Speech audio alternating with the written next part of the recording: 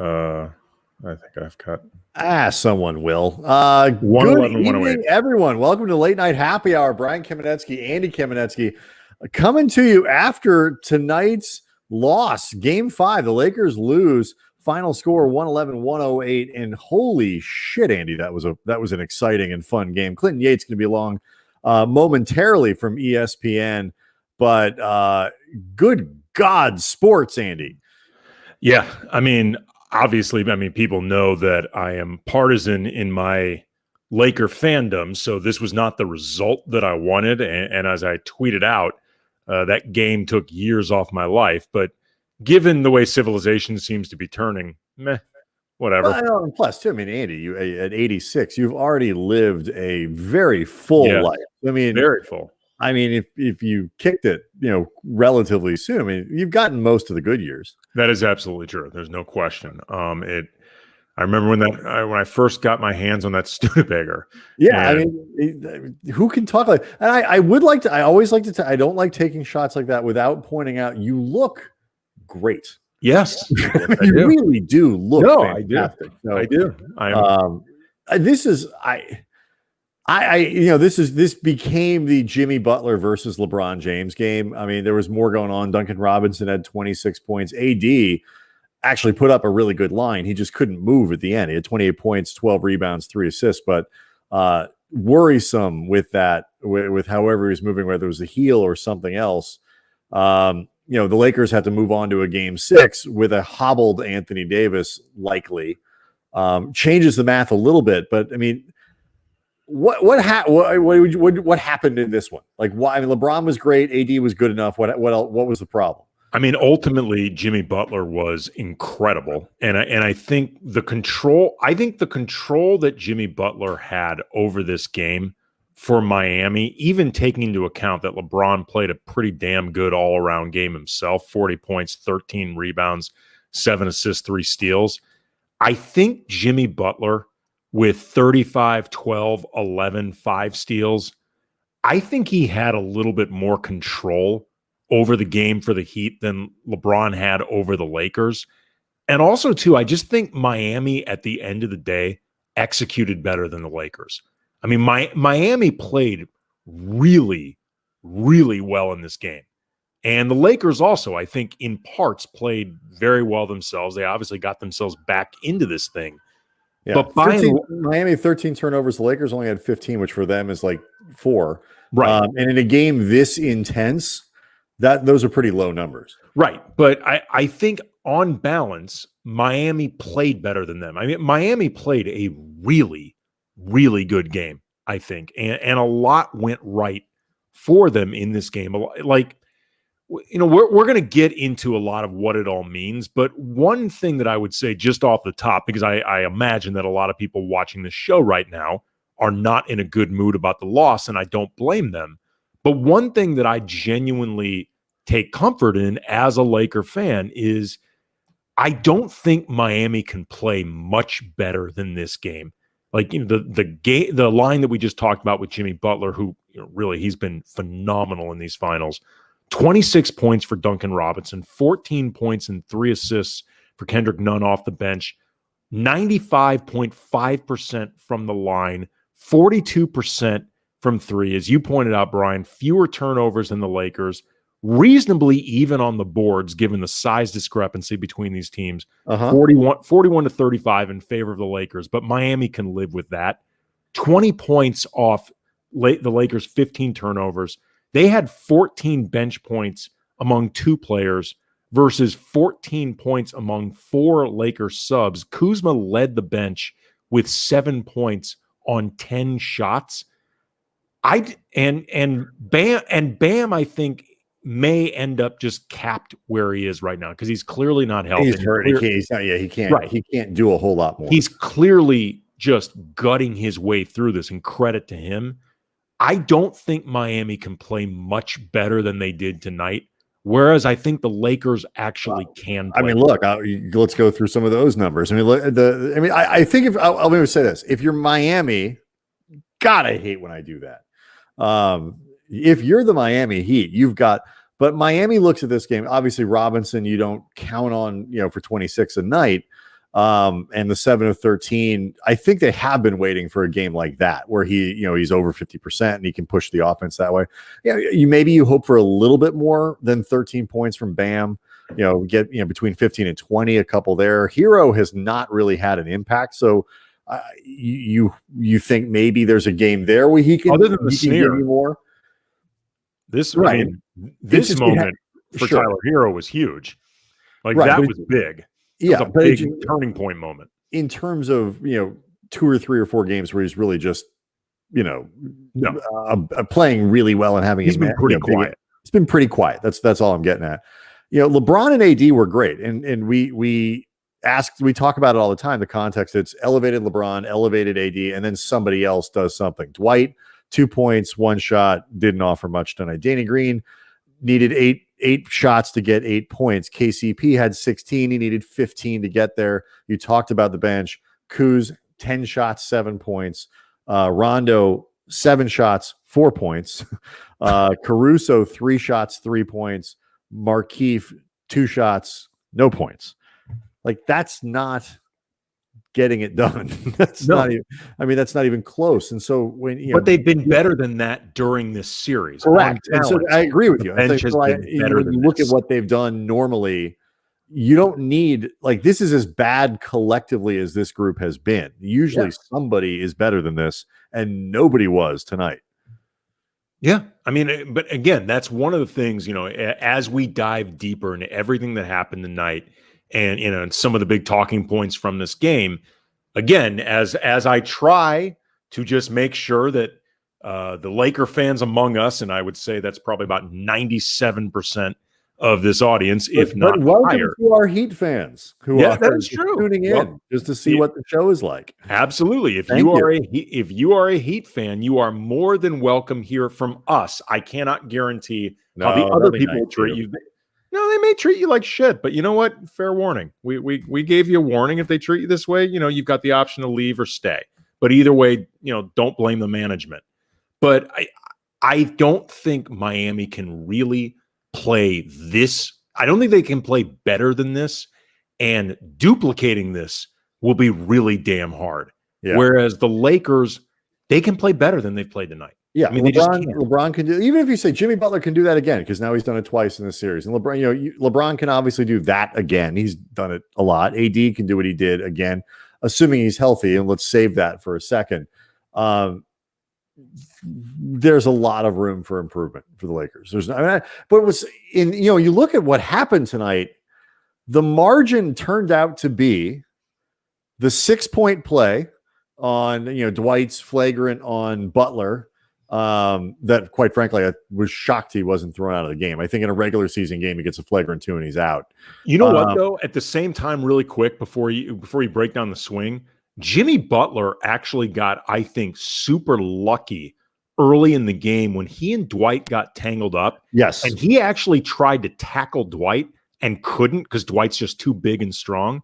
He actually got lucky. Dwight didn't deserve a T on that play. They got double technicals. But if Jimmy had actually taken Dwight down, he would have put the refs to a much harder decision than that. Yeah. He probably would have. I doubt they would have thrown him out, but he would have gotten a T at the. It was the same T at the very least. But maybe he does get thrown out. You don't know. He would have gotten a flagrant. I mean, if you tackle somebody in a game, you're going to get at least a flagrant. You are not allowed to do that. Even Steve Javi would agree. And so, assuming it was the original call, assuming it was the original call before, exactly. He definitely would agree then. You look at that, and then so I'm not saying Steve Javi's a yes man. I'm just saying. I don't have an end to that. I've never heard him say no. Right. And then the 4-point play where Kuzma fouled Robinson, and then somehow in the most NBA moment ever felt he could complain about it, which was just ridiculous. I mean, it was so obviously a foul. And and the way the Lakers bench played, though, is it's impactful when they're that bad because it limits Vogel's options. Like, you look, I was looking at our Twitter feed at Cam Brothers, and people were upset that why is Morris on the floor? Why is this happening? Whatever. It's like, well, who's your other option there? You could put Caruso on the floor if you want to go a little smaller, but if you want length and you want a little bit of size, then the other option is Kuzma, and he was terrible tonight. So those are your choices. And Morris had been fine defensively. I thought he was fine. It wasn't much of an offensive factor, but he was fine defensively. Yes, I agree. And you know, that's I think this is one of those nights where you look at the sporting cast and you're trying to find better things. Like, why didn't Vogel do this? Why didn't Vogel do this? But like, the players got to play. Like, the other guys weren't that good. Yeah, this was a night where the players did not give Vogel a lot of options. So, you know, KCP, but he was on the floor anyway. He was on the floor, right? He was out there. Just to point out guys who actually played well that weren't named LeBron or Anthony. KCP had a really nice game. He played the best of all of them, but he still needed 15 shots to get 16 points. Sure. But I'm just saying, I thought on balance, he played very well, but you can't put him on the floor more than once. And, you know, it's hard. I mean, this was a rare game during this series where LeBron and AD did not have a lot of help.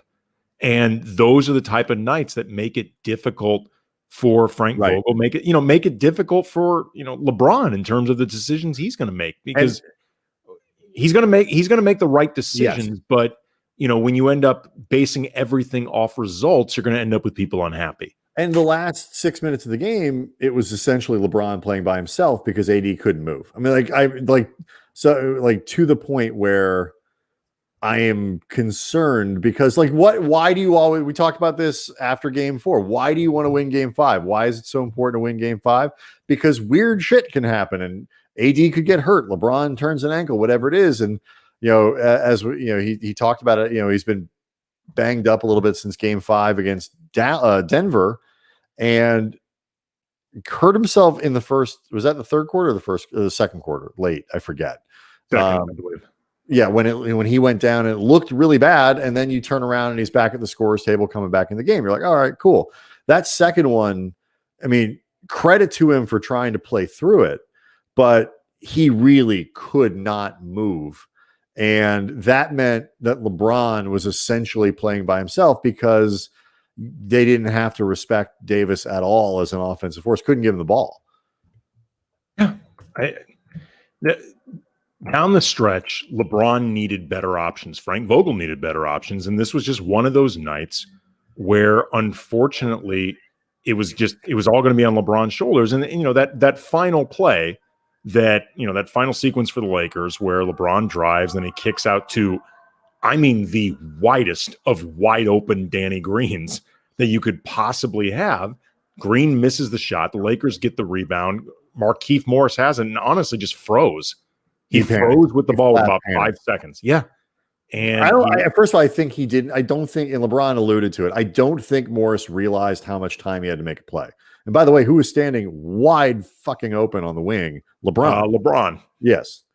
Waving his hands around, trying to get Markieff's attention. And Markieff ended up trying to throw a very awkward pass inside to AD, turn the ball over. But, there's no way around it. I didn't hear Markieff talk after the game, but I don't think he did. He just froze there. He did. He and you saw him, you appreciate it on the broadcast where you can see him say, "That's my fault." Well, yeah. I don't know. Glad you cleared that up, Keith. There's been a lot of debate. I don't mean this but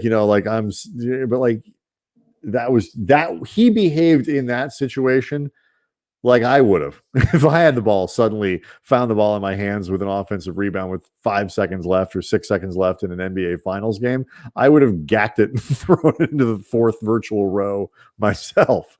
So this is not one of those times where you want to be able to say, oh, he did it just like I would have. He made a bad play. But it's predictable though, because Danny missed that shot and then it's been forgotten that Markieff actually bricked a legitimate opportunity the Lakers had. They had 5 seconds to make something happen. Yeah, he could have just shot the ball himself. Right, he could have shot the ball himself. Just go up and take a mid-range jumper. Right, he probably could have gotten it to KCP because I imagine there were enough people. I haven't looked at him and in that moment, but so many people were collapsed in the middle. If LeBron is that open, I'm going to assume KCP is that open. There were options. Could have actually gotten it back to Danny Green and let him miss another shot. Whatever. But put out a poll. Right. But it was time. Markieff actually attempted to make the most difficult pass, the most difficult play, again, because Quite frankly, he panicked. But what's predictable about that moment, which, like I said, involves two sequences, one of which has gotten completely forgotten, the Markieff part of it, it's inevitably led to this conversation about whether LeBron should have taken the final shot, driving with at least 3 Heat defenders draped on him, which is silly.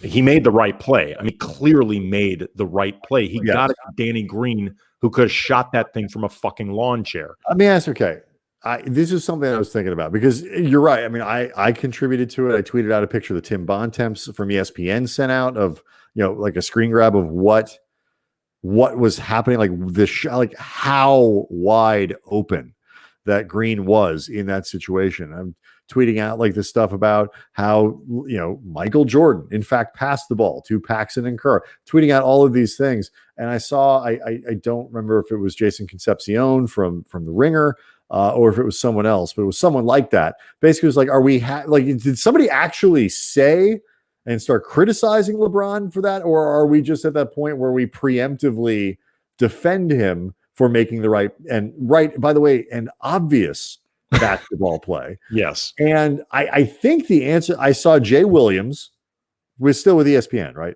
Yeah.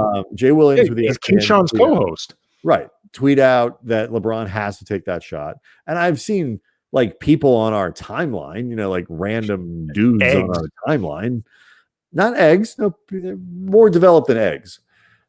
But I don't know how many other people were, but I think it's one of these things where like we are now as a basketball covering public, like NBA Twitter takes basketball seriously and like proper basketball seriously.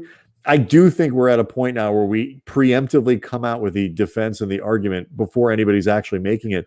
And I think fewer people are making it. It is so obviously the right play to make.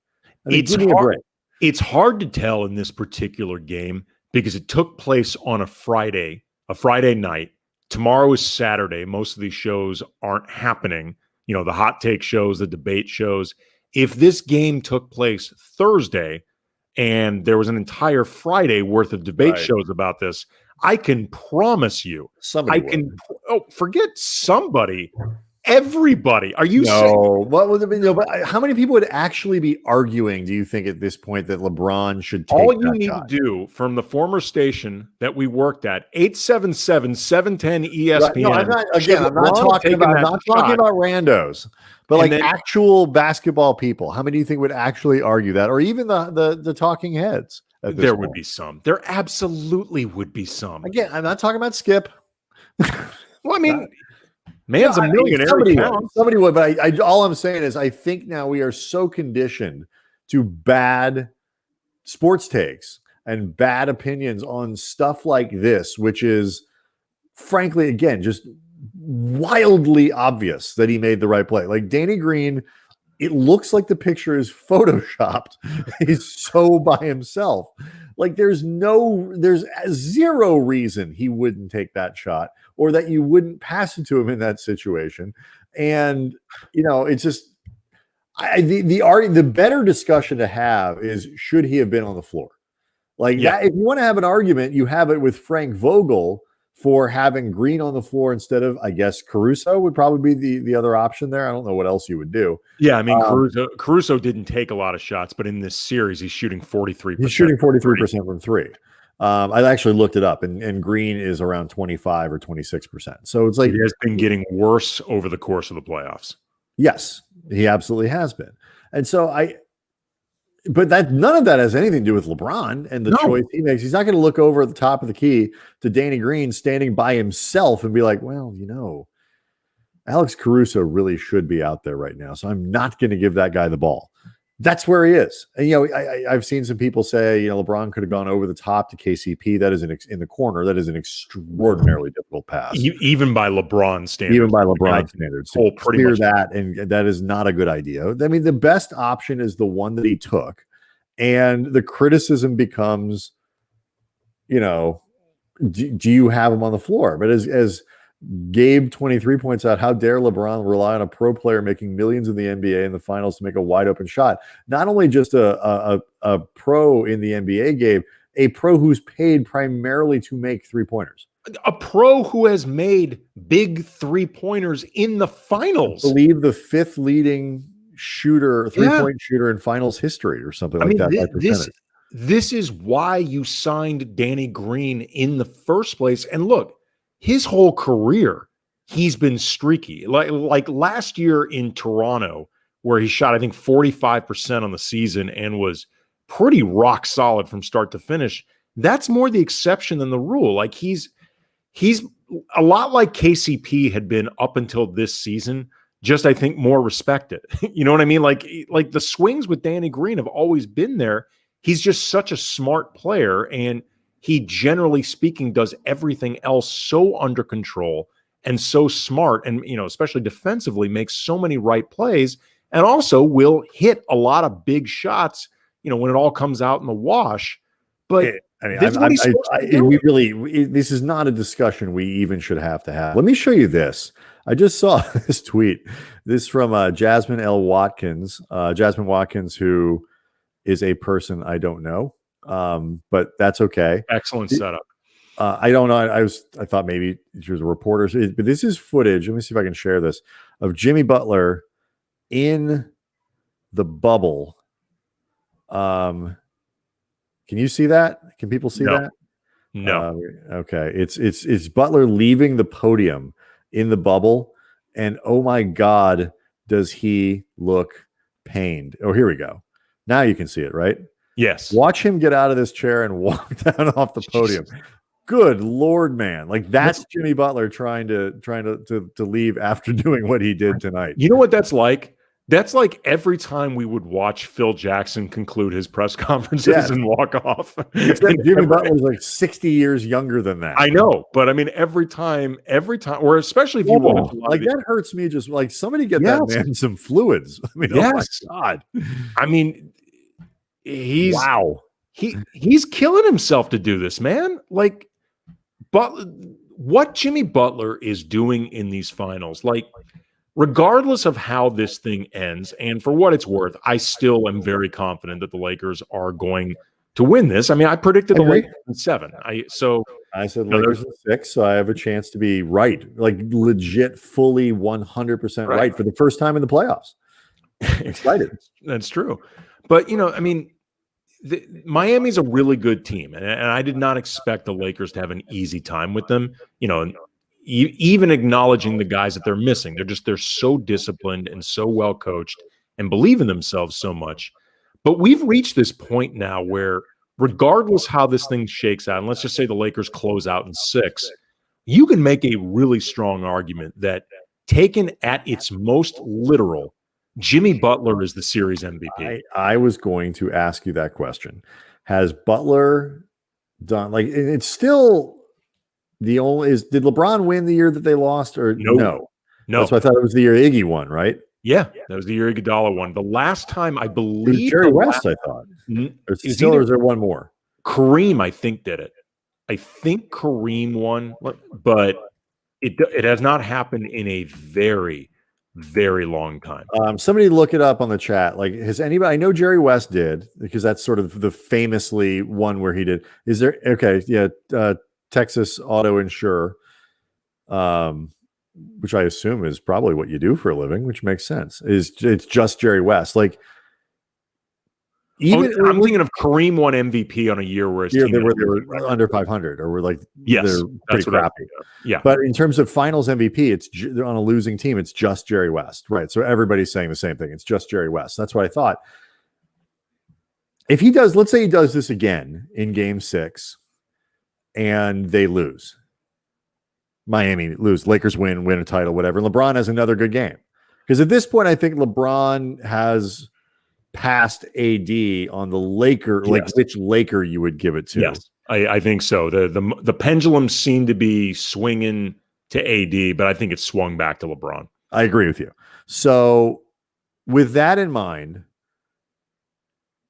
could you get to Jimmy? I think if you really think about this in terms of the most valuable player in a series, as great as LeBron has been, and LeBron has been quite good, he's had more help. He's had Anthony Davis. The value of Jimmy Butler in this series for his team, like in terms of just like even I'm sorry, even with knowing how partisan our viewership is, I'll put up a poll. But go ahead. Yeah, I mean, just I think if you really think about this in terms of just value and like who truly has been the most valuable, I really think you can make a strong case that it is Jimmy Butler. He won't win. If his team doesn't win, he won't win. And I don't have a problem with him not winning because obviously the template is there for the team with the winning player to get the trophy. And it would end up, I think, LeBron. And LeBron has been really damn good. So there's no controversy in giving this to LeBron. I want to make sure people understand that. I just think you can make a really, really compelling argument that when you just think about who is literally the most valuable player in this series and you consider the context, it's Jimmy Butler. Do you think it was game 3 also too where he went completely nuts? Yes. Right? Yeah, because that's the one that they won. That's the one that they won. So I'm putting it out the poll.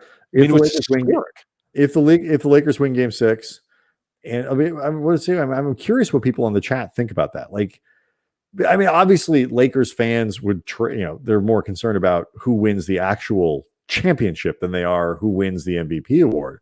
But I mean, I'm wondering if people would be annoyed by that. Like, if Butler wins it, what are his numbers for the entire series at this point? Let me look that up. He's been amazing. He's been absolutely amazing, and he's been a great story. And he's obviously just captured the imagination of basketball Twitter, of basketball culture, and I think especially too because when he chose Miami, there was this perception that he was choosing being the guy over winning. And I've heard Nick Friedel from ESPN, who knows Jimmy very well. He's covered him since he was a rookie in Chicago. And I heard him recently talking on Pablo Torre's daily podcast for ESPN about how when Jimmy chose Miami, there was actually an element of wanting to be the guy.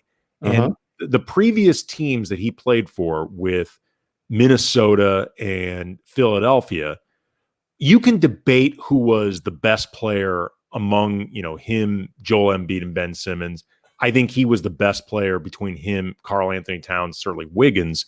But that team, by the way, was competitive with him and a train wreck when he did play. But those guys had been there longer. And, there's a certain cultural institution, with Philadelphia, that situation as well. And also, too, Jimmy Butler to that point had not gone any further in the playoffs or made any more, any higher an all-NBA team than Joel Embiid or Ben Simmons. Right. So I could understand at least those guys' perception of he hasn't done anything more than I have. But then when you get to this team in Miami, he was very quickly established as the guy because he was the most accomplished guy on that team. And it was the perfect culture for him. And I think because it was such a good setup for him, I think he was able to tailor some of the Jimmy Butlerisms in ways that were more positive. But either way, it's just become this really enjoyable story. And I think the more personable parts of, his aura have come out really well. And I think it's just been really enjoyable. But it's a phenomenal story. The way he's played has been unbelievable. Yeah, and playing and elevating the lesser team. And I think that's what it is. So here are Butler's stats. 29 points, 8.6 rebounds, 10.2 assists, block, and 2.5 steals, shooting 55% from the floor. LeBron, not so bad himself, 30 points a game, 11.4 rebounds, 8.2 assists, a little over a steal a game, shooting 57% from the floor and 43% from three. So statistically, actually, LeBron's been better. I mean, granted, he's got the gravity of Davis and all this stuff around him, but I mean, it's one of those deals where you look it up and LeBron's numbers, as brilliant as Butler has been, LeBron's just on a pure numbers standpoint, actually been better, which says a lot about how good LeBron has been in this series. Here's the thing, though. When I said that you can make a really strong argument for Jimmy Butler as MVP of this series, regardless of how it shakes out, I never said he's been better than LeBron. No, I said you can make an argument that he's been more valuable. Like in terms of just literally thinking about value at its most base definition, that he's actually been more valuable contextually. There's also, too, I think with Butler, especially when you look at the playmaking, there's an element of, holy shit, I didn't know he could do that.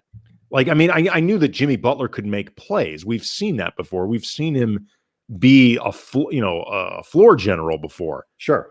I didn't know that he could do it. Like with the pass he made out of Adebayo tonight on the drive, like wrapping around, I think it was LeBron, might have been, or Davis or someone. That was a great pass. You don't think of that with Jimmy Butler. Right. There's been some stuff that he's done in this series that, and in a lot of these playoffs, that I just didn't really realize that he could do with, this type of efficiency, this prolific. I didn't know. And I think that's, for a lot of people, it's been a revelation, and the revelation makes it more exciting. Yeah, for sure. I mean, I'll tell you this, I wouldn't argue about it. Like I would, if let's just say LeBron and AD split the vote. Oh, that's a good question. Who is the he in the question? Yeah. That's a really poorly phrased. I think people understood I meant Butler. You call yourself a professional writer. I'm doing a lot of things at one time. What a joke. Should I delete it and start over?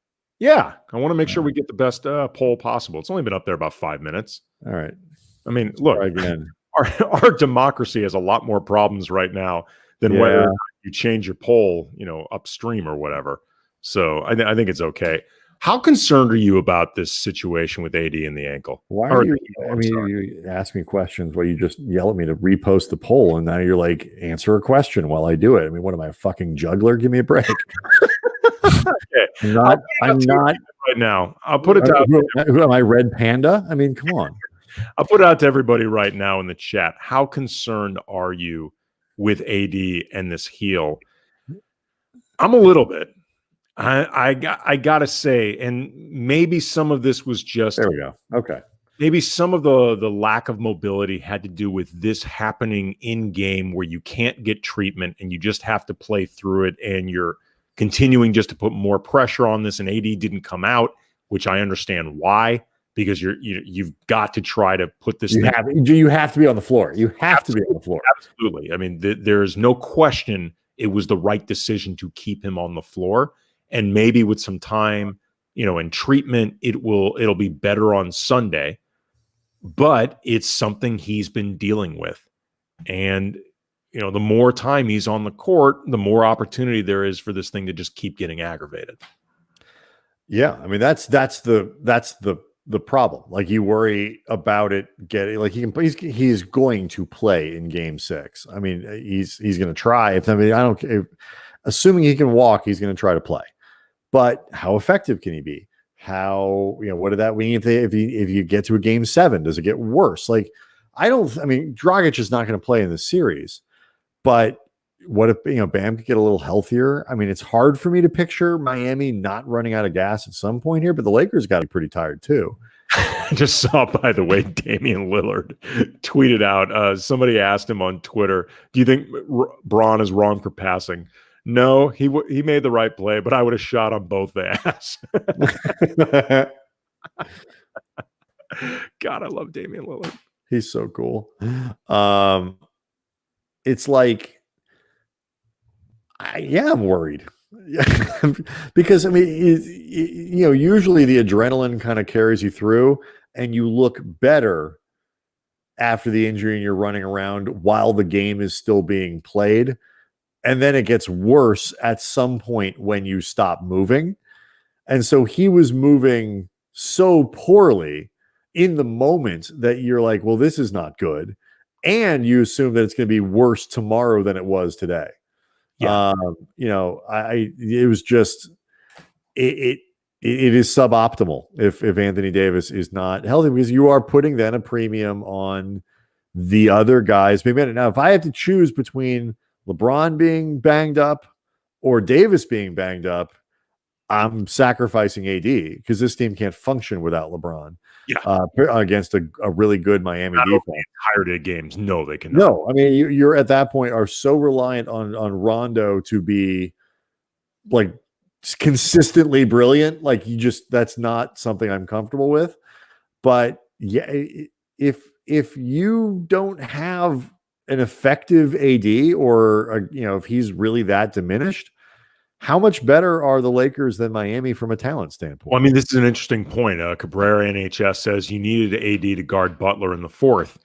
Yeah, I mean, you needed him as more of an option, but if he can't move, and LeBron was clearly up to the challenge of trying to slow Butler, and the two of them were going back and forth on both ends of the court, and it was really fun. But one of the things the Lakers have been able to do really effectively is just mix up their looks on Butler, and also just use that length and that size to try to envelop Butler that Davis has. And, Davis can guard anybody in the league, but it wasn't really a viable option tonight. So like you were saying, it takes the Lakers down a little bit. I mean, not to a point where I think they're not still the superior team over Miami, but it does limit their ceiling a little bit more, depending on what AD looks like on Sunday. Well, I'll go back to, we'll get some results here from that poll in a second, because the democracy is vibrant and the votes are rolling in. But go back to that the other question: if AD, let's say AD can't play, or AD is diminished in the same way that Bam is diminished, like to whatever percentage you think he's hurt, like take 35% off Anthony Davis, like you're sort of taking 35% off AD in it, or Bam, based on the injury. How much better talent-wise are the Lakers and the Heat at that point? Because it's really the difference between LeBron and AD and the rest of that roster that separates the Lakers from the Heat. If you take Davis and you make him more ordinary, and now you're matching up supporting casts, I realize it's a tough night to ask given how bad the Lakers supporting cast was tonight, but still. This is a very, I mean, this might sound like a really particular answer, but I think it's actually the answer. How effective can Davis be defensively?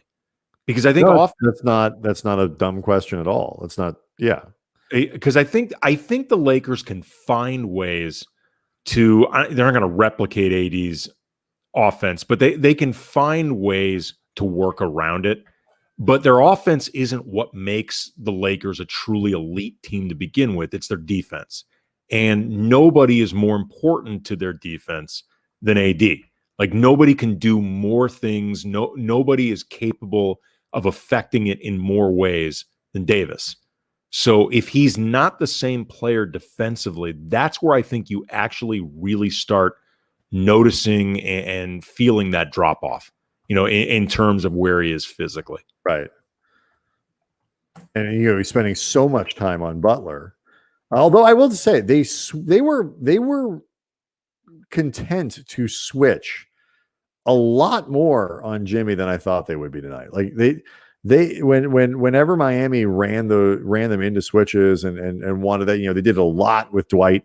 Yes, they did. When Dwight was on the floor and trying to find that mismatch. The Lakers didn't necessarily, work really hard to prevent it from happening. I mean, I think it's part of the reason Dwight didn't play late, other than that he wasn't playing that well. But they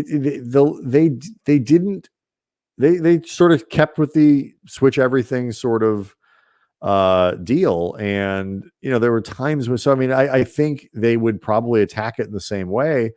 And depending on what floor combinations you had out there would be possessions where AD wouldn't be on Butler anyway. But you need him you need him. I mean, obviously Jimmy Butler wasn't shut down no matter who was guarding him tonight, but you need that option. You mentioned Dwight, and he ended up getting the start tonight after there had been, I think, some discussion or, some So I'm wondering about whether or not they would end up starting Markieff, just because Frank Vogel opted to start him in the second half in Game 4. This is not a great matchup for Dwight. No. Just because Bam's not a 3-point threat, but he can play at the top of the arc because he's such a good passer and he's such a good driver. And the more you pull Dwight out into space, he's good in space for a guy his size, but he's not as good as you need to be for somebody guarding in space. Correct. And I wonder if Vogel might end up changing course for Game 6. Like he said before Game 5, when he actually said that Dwight was going to end up starting, that he likes the physicality that Dwight brings. But I'll be honest, I don't see the value. I just don't think he's playing well enough. I mean, right. I don't see what it's bringing. It's something triggered in Dwight where and Frank talked about it again. Me and Frank, we're on first name basis. He talked about it before the game. Why are you starting Dwight? Because of the physicality that he brings. And it's a really fine line where between are you being physical and really delivering something and creating something for your team that's positive, and are you being physical in a way that kind of takes things off the rails? And we saw a ton of both in the Denver series, where when it worked, particularly early in the series, it was wow, look at that. And then I think Dwight heard people talking about how physically he was and turned it up to 30 on a 1 to 10 scale, and it was every now and then I feel that Dwight is easily influenced. Yes, I think that might be the case. I mean, he listens a little bit too much to what other people have to say, and so I don't think he's playing well enough, and more importantly, I don't think he's playing predictably enough to rely on. Now, I don't know if they can go an entire 2 games without playing either of their centers.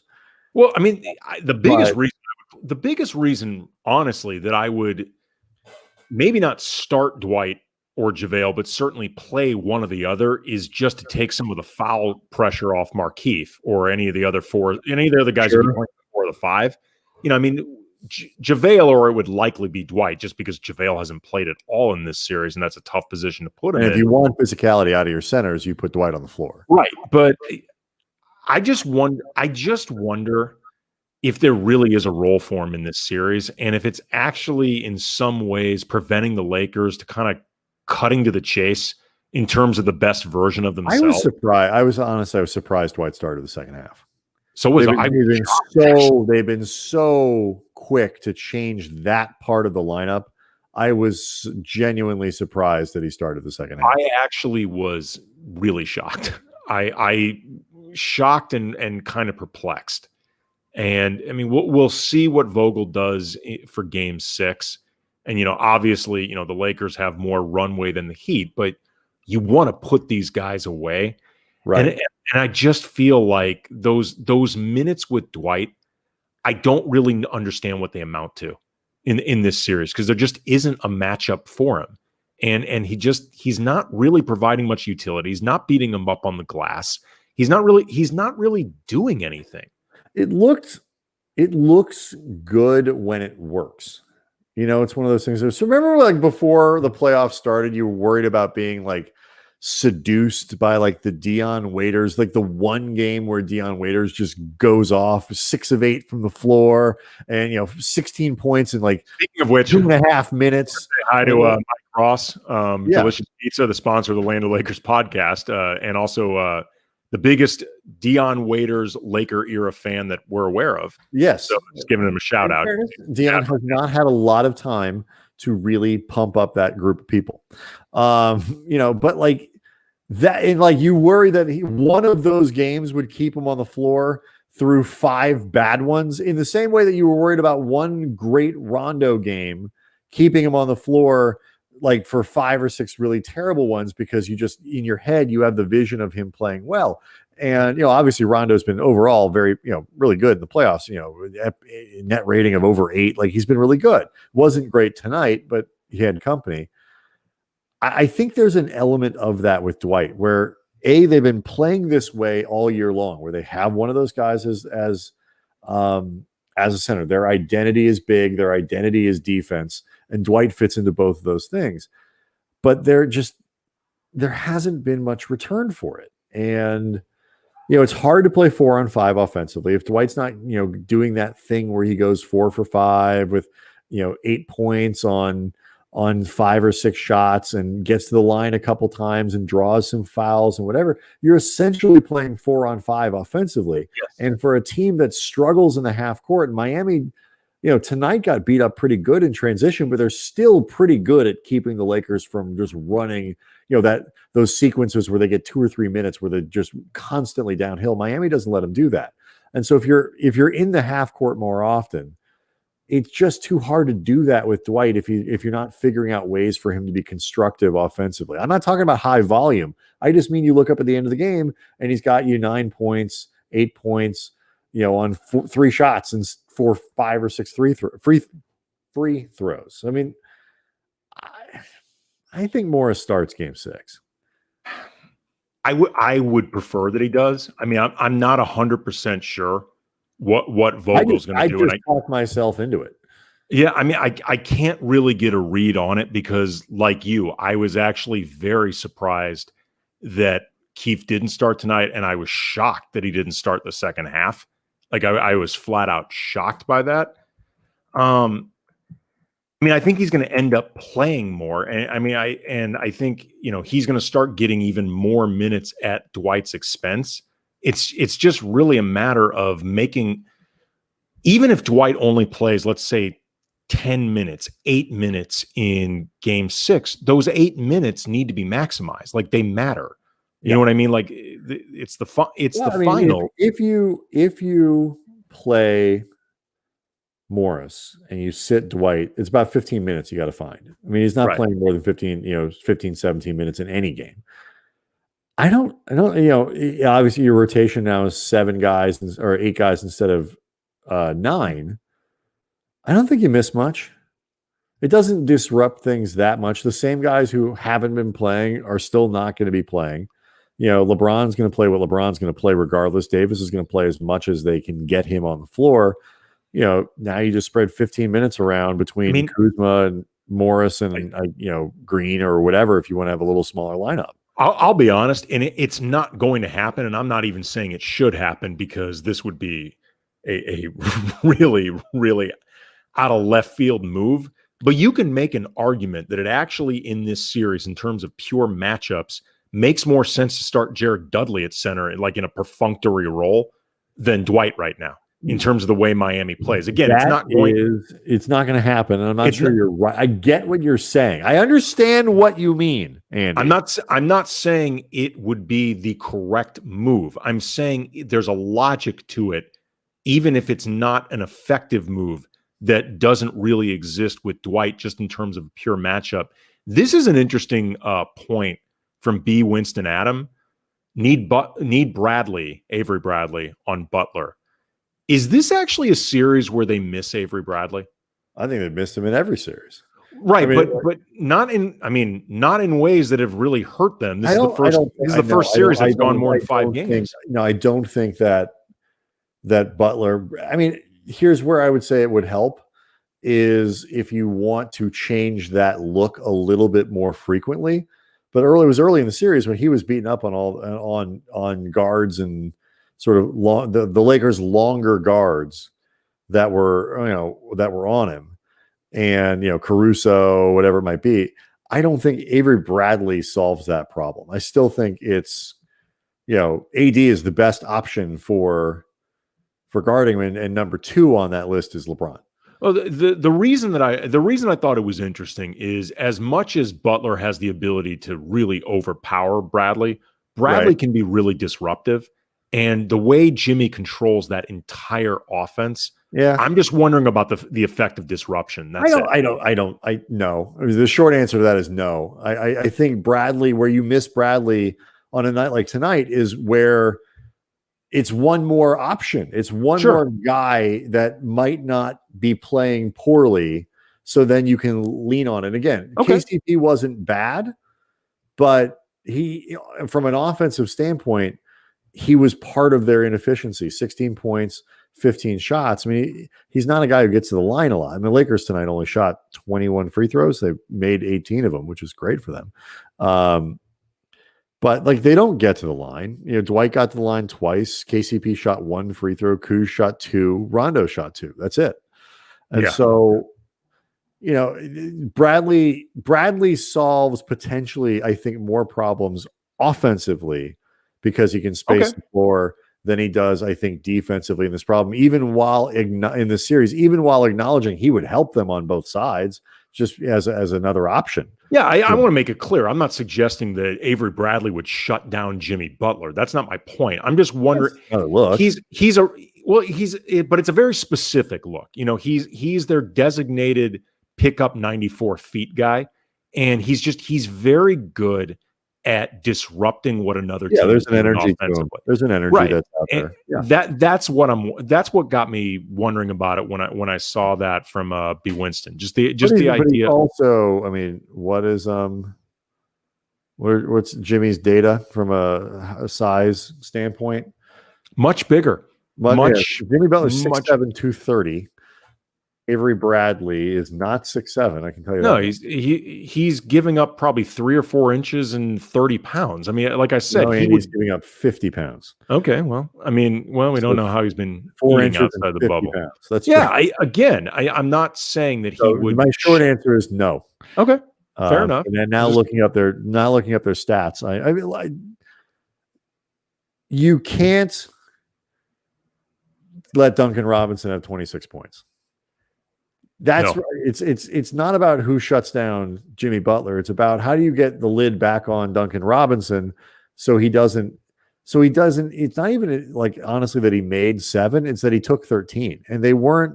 Some of them were like crazy, Steph Curry just 3-point savant kind of shots where you're like, that wasn't even bad defense. The guy just caught it in a quarter second out of his hand. It was gone.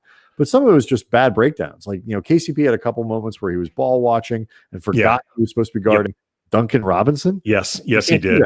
Go guard Duncan Robinson. Yes, he did. I specifically remember those possessions you're talking about. Don't do that. That being said, holy shit, does Duncan Robinson have a fast release? Oh, yeah. My God. He's like Clay. The thing is gone. And he can shoot from any posture. He doesn't have to have his feet set perfectly under him. He's just one of those guys that can get it and flick it, and then it's got a real chance of going in no matter what his body position is. It's incredible to watch. Yeah, Cabrera NHS says KCP, Caruso, Kuzma lost their defenders on defense. And this is something you and I, Brian, were talking about at the beginning of the show. Miami executed better tonight than the Lakers. And look, they have to be more perfect than the Lakers in a game like tonight. They have to be more perfect in game 6. And they even have to be more perfect in game 7 because the Lakers are the better team. But they executed the top really well. The top end talent from the Lakers should be better. But Rondo tonight, I thought there was no middle ground with Rondo. He either made a great play or just wasn't very good. And what I thought was strange, tell me if you agree, he looked to me like this was the first night where he didn't want to shoot. I can see what you're saying. He didn't have the sort of the confidence to shoot. There were the play where the very controversial play with Caruso where Caruso got called for the charge. Yeah. Was set up because bad call. Caruso, I think, was I was a bad call. It was a very Caruso, bad call. I think, was going to kind of cut and crash to the basket because I think he thought Rondo was going to shoot because he was standing there kind of open. And it happened a couple times where that open three that he's been given and made a fair most of the playoffs since he came back. He didn't take tonight. He did one. I saw, he took one. But he didn't take that shot, and that makes a difference. It's interesting. There was, and it's ironic that I'd think about this with Rondo because or you talking about Rondo would make me remember this just because this is Rondo's 3rd finals. Until AD started picking it up, it felt to me like a lot of these guys you could see had never been in a closeout game in the finals. Like they felt tighter than, the Miami guys who also are in the same situation, but they They don't have the luxury to think about this. I mean, they're fighting to stay alive in this thing. But the Lakers seemed more tentative tonight for at least I thought the first half of the game. And that tentativeness can maybe get in the way of your execution. Like the Christmas that you do everything with. But they I think they got past it as things went along. But for a period of this game, I was watching this going like, you know what? There are a lot of these dudes on this team, at least the ones that are on the floor, that have not been through this before. I mean, and ironically, it's harder to be in the situation where the Lakers are when we got to close it out than it is to be where the Heat are. They have some inexperienced players too, but it's much easier just to be playing from behind and like as the underdog. Yeah. I mean, Mr. Jones, LBC, I agree. Looked like a lot of these guys had nerves. And, Morris did when he threw the ball out of bounds. Yes, he did. And, I doubt Danny Green, for example, was nervous in the situation, but he's not playing well. And, I doubt Rondo was nervous, but he just didn't have a good game. And then some of the other guys, AD eventually picked it up, but some of the other guys, they didn't play well and looked tentative. Yeah, I mean, this is the value of a 3-1 lead. And when you have guys who are important but aren't there, KCP's never been in a closeout game, not of this sort of significance. Caruso hasn't done it. Kuzma hasn't done it. Well, now they have. Markieff hasn't done it. Markieff hasn't done it. Now they have. And, AD hasn't done it, but now he has. And so you have now the feel, okay, all right. And I'm not saying would they be a little, could you feel pressure going to game 6? Of course. Like veterans could feel, oh my God, we got to get it done because I don't want to go to a game. Like it's not entirely experience based, but at least the part where the guys are like, whew, okay, it's a little different in a closeout game. Okay, now I know I can be ready. I can prepare myself accordingly and come back Sunday. And a lot of people pick the Lakers in 6 in the series. Like the Miami could win 2 games. It's not a grounds to completely freak out. But I get why people are nervous. I mean, when we were talking with Waz yesterday, Wozni Lambre from The Athletic, last night's show, we were talking about this game. My instinct was Miami has one more win in them. I mean, I felt like they did. I mean, just they're a good team, and they're talented enough. And you could picture one more night like this from Jimmy Butler, where they would just have one more. Maybe they have 2 more. I think it's going to be hard to have 2 more. This is where you really start missing Dragic. It starts. Again, Miami played about as well as I think they realistically could. And this is, I think, where you start missing somebody like Dragic, who was just playing so well in these playoffs. Yeah, you just don't have a chance to win this series, like a really, really good chance. So there's always a chance, but you don't have a real chance to win the series if Dragic doesn't play. And, the Lakers blew them out in the first couple games. They got the heroic games from Butler in 3 and 5, and in game 4, the Lakers kind of, it was not a blowout by any stretch, but they sort of got control back of that game. Go ahead. I was going to say, question from WCJ3. If you're Frank Vogel, do you consider taking Green out of the starting lineup? No. Defensive continuity. I mean, again, he plays almost all of his minutes with LeBron and AD, which is part of the reason his net rating is so good. But part of the reason those guys can do what they do defensively is because there's so much continuity there. Green always makes the right play. They all know how to play together. And even tonight, as bad as people look at that last shot, I mean, Green among the reserves was fine. I mean, he had 8 points. He hit 2 of 5 threes. I think people wanted that third one. Really wanted that third. That's the one everyone remembers. But he was a plus 12 in 23 minutes. Like Danny Green's presence on the floor did not hurt them. He's got the highest net rating on the team by a mile in the postseason. And again, it's a bit of a misleading stat because of who he plays his minutes with, but his presence is not hurting them. And Harrison Sanford pointed out the other day when we had him on earlier in the week, it doesn't matter how many threes Green misses, people are going to respect his shot. Yeah. they're Absolutely. still going to guard him. He is still going to create spacing. He's going to do all that stuff. And, that's going to be a thing. And so, no, the answer is no. I don't think you can say what you're going to put in. Yeah. What alternative is better to mess up your rotations and get out of what you normally do in favor of what? No, you reduce his minutes if you need to. I mean, that's ultimately what you do. Anyway. He only plays 20-something minutes a night. Right. I mean, you give some of the extras to either Caruso or Rondo or Markieff or whoever. Dion Waiters. He ain't going to be active. Here for KCP. you, Mike. Here for you, Mike. JR. Maybe throw in JR as a wild card. I would rather play 4-on-5. You know what? Before we go, I thought was really interesting. We saw Frank Vogel very rarely mad. He was mad after this game. He's going to get fined. He is. LeBron might too. They both criticize the officials. Right, but Vogel was much more explicit about it. And he was talking about the calls down the stretch against AD and Markieff. I mean, he said they were both bad calls, and it's unusual to hear Vogel talk that way. It is. Like, this is not, he's not Phil, who basically, like, set aside a reserve of cash to get fined. Like, it was a slush fund. That's not really what Vogel does. It's not. My theory is this. We heard it at practice the other day. Like, what guys are really like learned like in the bubble is like is money. Kuz was like, yeah, I've been spending a lot less money. I don't need to buy as much stuff as I've been buying. Like, I've been saving all this money inside the bubble. And KCP was like, yeah, it's a really good point.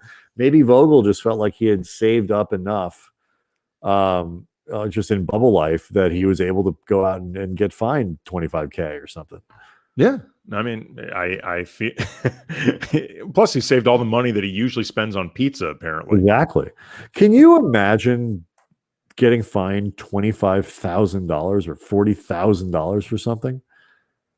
Well, what I really can't imagine the fetal position and die. What I really can't imagine is getting fined $40,000 and being like, okay, who do I need to make the check out to? Like, I get and saying, okay, I got that. Yeah. Oh, it's going to clear. Don't worry about it. Of course it's going to clear. Before we go, this is a great comment from Lakes Ho and a bunch of numbers that I'm not going to read. Well, no, not that one, although it's funny. I believe that's Lake Show something. As opposed to Lakes Ho, which is what. Yes, you're correct. Lakes Ho, oh my lord! Somebody who is very enthusiastic about lakes. You know what? Or someone that I'm not going to judge. But that's not even the comment I meant to put out. I forgot a woman, a loose woman who likes to hang out near water. Well, that's where she does her work. I forgot how stressful the playoffs are. It's true. Yeah, y'all forgot, didn't you? Y'all forgot. Think how crazy nervous you'd be if the Lakers were that was 2-2. That was a 3-1 game. The Lakers got 2 more cracks at it, as AD, who did the math after the game, pointed out. They got to win 1. Miami still got to win 2. Yeah. I mean, but this stuff is stressful, man. This stuff is seriously, seriously stressful. So just buckle in. Buckle in. Looking at Summers Bread's comment, the answer is thank you. Thank you. Like this sort of thing kind of serves as that, but thank you very much. Thank you. Yeah, we appreciate that a great deal. All right, so apologies. I would imagine Clinton ran into something. We'll try to get him back when we can. Maybe he fell asleep. I would not have any grounds to criticize, because as people may remember, in the first incarnation of this show, early in it, we had probably the second week, we had Sirat Sohi from Yahoo, and that show started 15 minutes late because I fell asleep on the couch. Yes, you did. And Sirat, to her credit, came on and we finished the show, and it was a good show. Yes. But I did in fact fall asleep. The good news is now Andy can start the show. Yes. If that happens again. 10 o'clock's late, man. I got 3 kids. I'm sleeping like 2.5 hours a night. I got stuff to do. I fell asleep. And since then, I get up at 9, no later than 9:15, and I move to a different spot. Yes. In my place. That it's way, very, very important. Couch. All right, Game 6 is Sunday, I believe 4:30 tip local, and we will be doing a live show, I assume, afterwards, because it'll be a Land of Lakers podcast. Doubles the podcast, exactly. Yeah, so we will be here on Sunday. We appreciate everybody being here. We will get Clinton on another show because now he actually owes us. He does. So he's definitely works out well for us. Yeah, and he's one of our favorites anyway. Yeah, and Monday, Zach Schwartz from the Dunk Bait podcast.